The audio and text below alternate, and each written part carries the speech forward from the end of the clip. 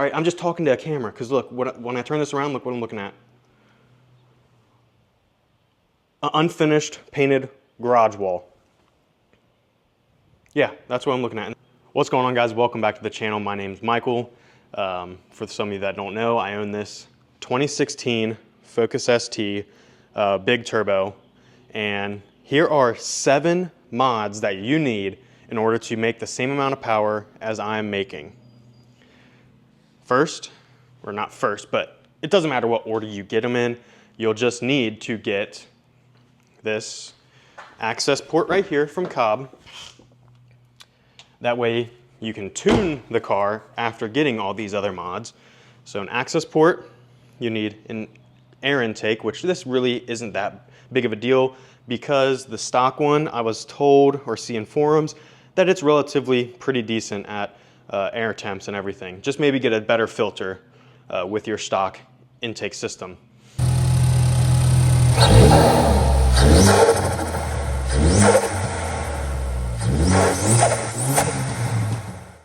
You'll need a big turbo, which I have the Pulsar 4849G with the T51R mod. It's similar to the Garrett 25550, so it should be capable of 550 horsepower for this 2-liter motor, which is insane.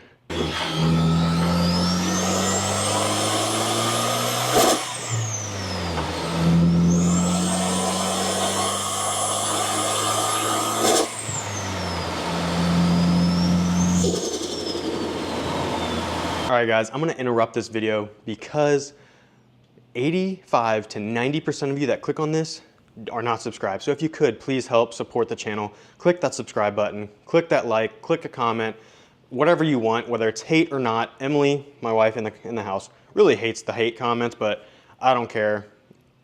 What it is, you know, you can't please everybody.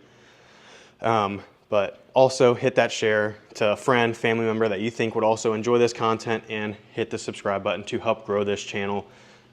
Because yeah, it's free. I don't make anything on this. I would love to eventually, or hopefully soon, get paid by YouTube. You guys don't even pay anything. This is all free content.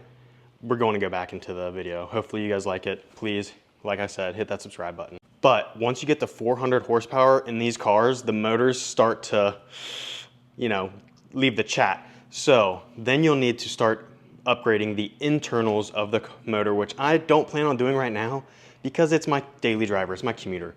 I just need it to be reliable, and right now it is perfect, it's reliable, it's fun, it sounds amazing. And if you want to hear that, look at the review I left up here. It's a great turbo kit by Clayton Performance. Great guy, helped me out a good amount because I stripped my threads on my oil feed. A lot of fun. Go back in here. I'll leave that one up here too. Super funny for you guys. Detrimental to me because I was scared shitless. But anyway, moving on. So you got that turbo kit. That's 3 things now. Going on to the 4, you'll need your hot and cold side charge pipes, whether you do a hot side blow-off valve or the cold side. I'm on the cold side because then I recirculated it to the Symposer delete right here. That way it has vacuum that way. So that's 4.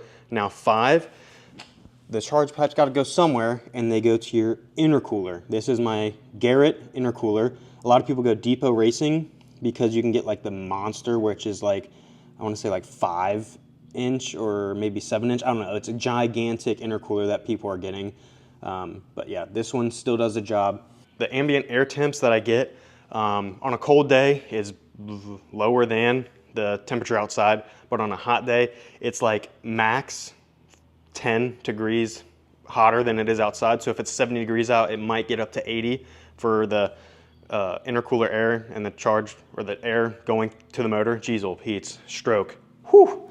Anyway, so that would be 5, right? 1, 2, 3, 4, 5. That's 5. 6, you'll need a downpipe.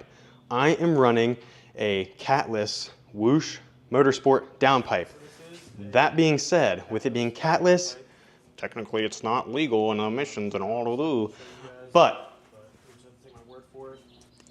more power, right? Because less restriction of the airflow of getting the air away from the motor which helps you spool the turbo faster, which is why you get more power, right?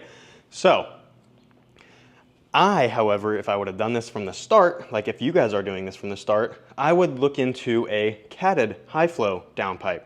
That way it helps with some of the noise because it is pretty drony driving now.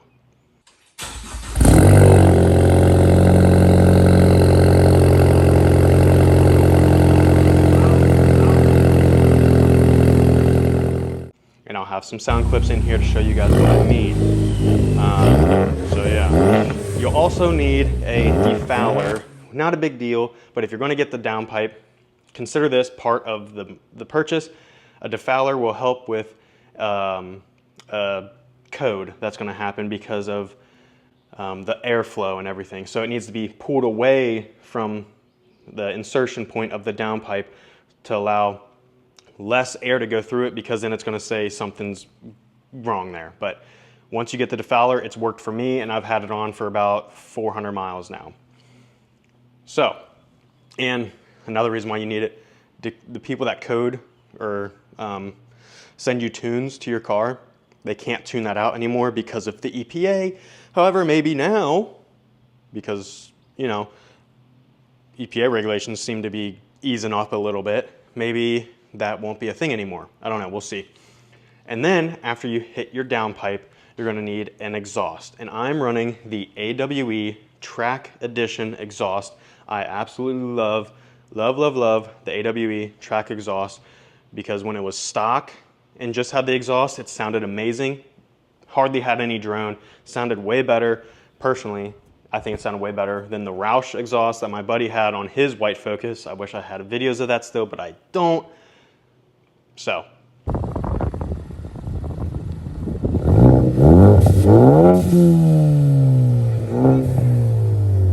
Those are the 7 things you'll need. The cob access port, the air intake, whether that's just a new filter with the stock tubing, or you get aftermarket tubing, like I got the InGen.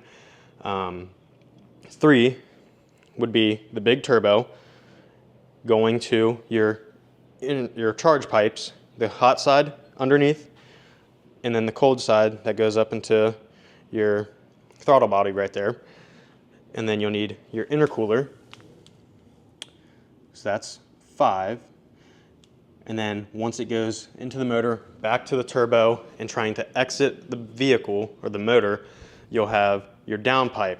There's 6, and 7 would be your actual exhaust system.